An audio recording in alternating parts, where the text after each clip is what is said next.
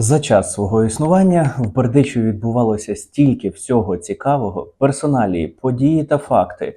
Іноді здається, що це просто нереально все осягнути. А головне, як при цьому не втрапити в лабета совєтських міфів, російської пропаганди та пройдисвітів. Сьогодні я вам детально все розкладу по поличках, і ви з легкістю після цього відео знатимете структуру нашої міської історії.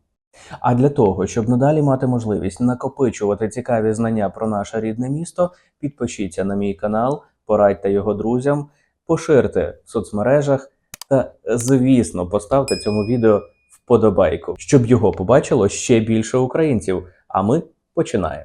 Почнемо з найголовнішого. Наше місто, як значне поселення та помітна спільнота людей, фіксується за литовської доби. Ми не знаємо точної дати, але про це є цілий випуск на моєму каналі невідомої історії Бердичева, який називається «Скільки років Бердичеву?». А ще в цьому контексті рекомендую переглянути сюжет, в яких умовах виникає Бердичев. Адже це база, ґрунт. Головне, ми чітко фіксуємо перший етап – литовський період. Бердичев – частина Київського воєводства. Саме в цей час тут фіксується неймовірно цікавий рід Тишкевичів, і це точно не про Януша і легенду, як він віддав кармелітам все, що збудували тут його предки. Це саме про предків Василя та Федора Тишкевичів, славних православних магнатів, які володіли величезними просторами сучасного півдня Житомирщини та півночі Вінниччини. Отож, почалося все тут з литовської доби. Далі наш сюжет стає часом романтизованої боротьби українського православного козацтва та гетьманської держави Богдана Хмельницького. Вже згаданий місцевий Іван, якого на польський манір по-модньому називали Янушем, на авторитеті предків стає цілим київським воєводою і віддає замок та родову ікону ордену босих кармелітів. Ті розбудовують тут друкарню, торгівельні ряди під фортецею, перші підземелля для контрабанди і зрештою, як і годиться будь-якій релігійній організації, у 17 столітті активно розпочинають просвітницьку пропагандивну діяльність. А так, як звичний для нас сьогодні поділ на національності тоді був відсутній, люди розподілялися за релігією – православні, католики, протестанти, іудеї, мусульмани і так далі. Вся Європа поринає у вир релігійних війн, а Україна – це безумовно Європа. Тому недолуга політика Польщі породжує славних українських лідерів, доля яких пов'язана з Бердичевом. Богдан Хмельницький, Іван Богун, Максим Кривоніс, Іван Виговський, Дмитро Дорошенко, Іван Мазепа, Саміло Самусь, Семен Палій та багато інших. Боротьба була нещадною, події легендарними, втрати непоправними. Саме в цей період дивним чином згорає перша відома нам церква у Бердичеві – Михайлівський православний храм, а чудотворна ікона стає католицькою святинею. Прагнення до свободи українців на наших теренах переростає у гайдамаччину, а тому цей героїчний час ми фіксуємо як козацька доба. З 1793 року Бердичев у складі Російської імперії. Спочатку в складі Житомирського повіту Волинської губернії, а за півстоліття набуває такої потуги, що стає цілим повітовим містом і вже зі своїм повітом стає частиною Київської губернії. Це час, коли Росія окупувала схід Європи, але не могла її перетравити. Адже дикість може захопити територію, але нічого не може вдіяти з духом. Тим більше, коли це українці, які перебували на значно вищому щаблі цивілізаційного розвитку. Тут процвітала європейська торгівля, ярмарки, банки, політичні дебати у маєтках та шинках. Тут були феєрично яскраві явища, події та технології. Але через російську дикуватість дуже скороминущі. Наприклад, тут були трансконтинентальний телеграф, як прообраз інтернету, дирижабль Гриф, як провісник повітроплавання, конка, як прообраз першого громадського транспорту, школа Вольсея, викладачі якої згодом творили Харківський національний університет. Зрештою, чого вартує чудова архітектура цегляного стилю, яка навіть сьогодні якісно вирізняється монументальністю та будівельною майстерністю серед сучасних скла, металу та пластику. А ще саме в той період засновано пивзавод Чеха Чепа, цукроварню, механічний і чавунно-ливарний завод, деревообробку Проведено залізницю.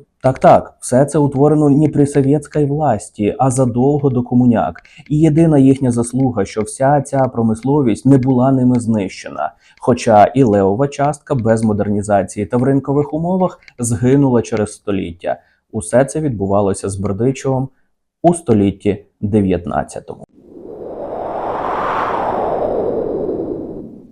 Українська національна революція – це шалений час, коли події починаються карколомно пришвидшуватись буквально з калейдоскопічною швидкістю. Кумедно, але, мабуть, частина з вас навіть не знає, що таке калейдоскоп. Напишіть в коментарях, чи тримали ви в руках цю цікаву річ. Отож, століття 20-те розпочалось з Першої світової війни, яка призвела до розпаду імперій. І російської в тому числі. До речі, саме це і відбудеться з нинішньою Росією, яка залишається єдиним виродком у світі з фантомними імперськими болями, що ведуть її нині до краху через нездорову окупаційну жагу щодо України, Грузії, країн Балтії та всього живого і красивого навколо. В час Української національної революції Бердичев був ареною багатьох важливих подій і видатних діячів пантеону героїв, що безпосередньо впливали на боротьбу за українську державність. 25 листопада 1917 року, після ухвалення третього універсалу Української Центральної Ради, у Бердичеві відбулося урочисте свято з нагоди проголошення Української Народної Республіки. На Соборну площу прийшло багато містян та селян, а прапорщик Центральної Ради Аполлон Певний зачитав текст універсалу під церковний передзвін. Бердичев неодноразово ставав полем бою. У лютому 1918 року українські вояки під командуванням генерал-хорунжого Костянтина Присовського намагалися визволити місто від більшовиків. Крім того, наприкінці березня 1919 року тут відбувалися жорстокі бої між січовими стрільцями та московськими окупантами. Під час Української революції з Бердичевом пов'язані ключові фігури української історії. Павло Скоропадський, майбутній гетьман української держави, командував створенням першого українського корпусу. Симон Петлюра, головний отаман армії УНР, 5 травня 1920 року оглянув у місті особовий склад 6-ї стрілецької дивізії січових стрільців та вручив командуванню бойовий стяг. Євген Коновалець та Марко Безручко також були тут разом з січовими стрільцями, які базувалися та навчалися в Бердичеві. Про кожного з них і як вони пов'язані з нашим містом ви можете побачити в окремих випусках невідомої історії Бердичева на моєму каналі. В цей час і в нашому місті ми достеменно бачимо націю, що бореться за власну державу. Це саме та ланка героїв, яка пов'язує добу козацтва з героями-націоналістами Української повстанської армії. Окупаційний морок комуністичної російської окупації з нацистською миттєвістю ХХ століття. Тут буде достатньо буквально у хронологічному порядку перелічити жахи бездержавності, з якими стикнулися наші рідні дідусі й бабусі.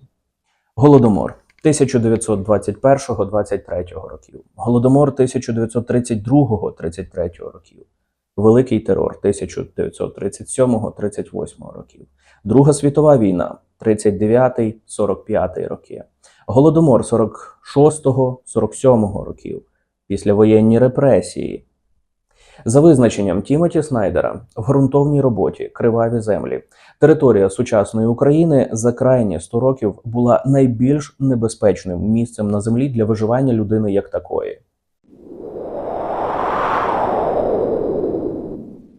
Важливо усвідомити, з 8 червня 1920 року Бердичев був окупований комуністами. З цього моменту почався пекельний відлік для українців та всіх національностей, всіх меншин, що проживали у місті.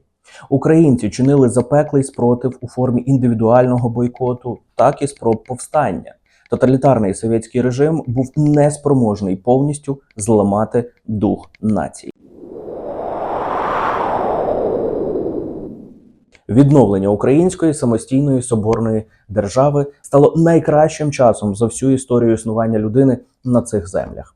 Більшість з нас живе у власному помешканні, користується громадським транспортом, маємо якісне і комфортне життя, яке вам забезпечує обрана вами на демократичних виборах влада. Але для цього, щоб це усвідомити, просто треба знати історію. А ви точно великі молодці, якщо додивилися відео до цього моменту. Бонусом я вам повідомлю, що саме наше покоління побачить, як остаточно розпадеться Росія і звільняться поневолені народи. Отже, підсумуємо. Всю історію Бердичева можна легко структурувати саме на такі періоди: Литовська доба, Козацька доба, 19 століття, Українська національна революція, 20 століття, відновлення Української самостійної соборної держави у 21 столітті. І тут можна будь-яку подію чи діяча сприймати відповідно до духу епохи. Все дуже просто. І тепер, знаючи всього 6 цих етапів, ви ніколи не помилитеся, почувши про якогось діяча чи історичний факт. Напишіть в коментарі, чи корисним було для вас це відео, що ви нове дізналися з побаченого. І, звісно, підпишіться на мій канал, порадьте його друзям, поширте в соцмережах та поставте цьому відео вподобайку, щоб його побачило ще більше українців. Будьте розумахами!